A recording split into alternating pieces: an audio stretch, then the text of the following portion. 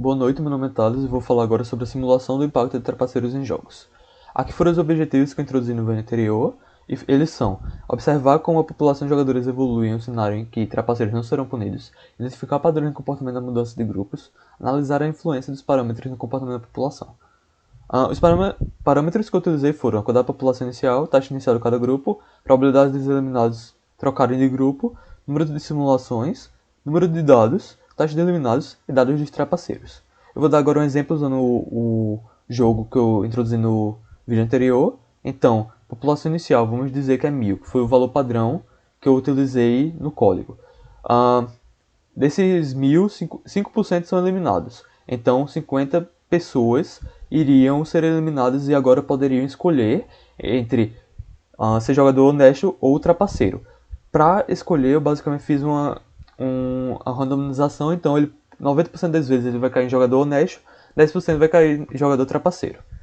Aqui também vê que a variável tem um valor padrão, mas basicamente para o dado de número de para o gráfico do número de dados, eu utilizei taxa de eliminados igual a 5% e a média ponderada 4,5%. E só apenas o número de dados será variado. Aqui foi a primeira simulação, justamente do número de dados. Esse é o gráfico, ele fala a quantidade de jogadores por grupo.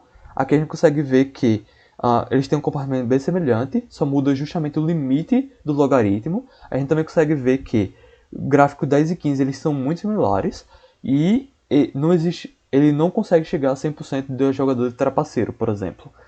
Tem um limite aí que, mesmo aumentar o dado, a quantidade de dados, ele não vai passar desse limite e parece ser em torno de 90%. Aqui é o gráfico de eliminados. Essa informação a gente não conseguia tirar do gráfico anterior, então eu também fiz dele.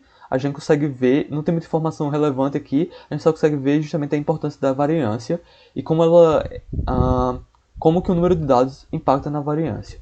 Quanto maior o número de dados, menor a variância e maior a vantagem dos jogadores trapaceiros. A gente consegue ver, por exemplo, no gráfico de 15, que mesmo depois de 100 interações, nenhum jogador trapaceiro tenha sido eliminado. Aqui a segunda simulação foi a variando a taxa de eliminados. Aí a gente já consegue ver uma diferença bem maior com cada um desses. O de 1%, por exemplo, não menos chegou no limiar. O de 5% a gente já viu, similar nos gráficos anteriores. 10% diminuiu o limite e 20% diminuiu ainda mais o limite. Então a gente consegue já ficar suspeito com relação à minha hipótese do vídeo anterior, que sempre a população de trapaceiros iria aumentar e a de jogadores honestos diminuir. A gente consegue ver que nem sempre essa quantidade de trapaceiros poderia ser menor nesse caso, se eu aumentasse para 30% e tudo mais, de jogadores justos. Aqui de eliminados, nós temos informação relevante a usar esses gráficos, então eu vou pular ele. A terceira simulação foi variando a probabilidade dos dados de trapaceiros. Aqui tem a média ponderada. No código eu mapeei bem direitinho para cada face do dado. Esse código vai estar disponível, o link dele no relatório, também vou botar o comentário no cigarro. A gente já vê aqui bem diferente as características desses dados. A gente vê com 3,75 por essa vantagem ser tão pequena em relação ao dado dos jogadores justos, a gente vê que os jogadores trapaceiros eles nunca nem ao menos conseguem ultrapassar a população de jogadores justos.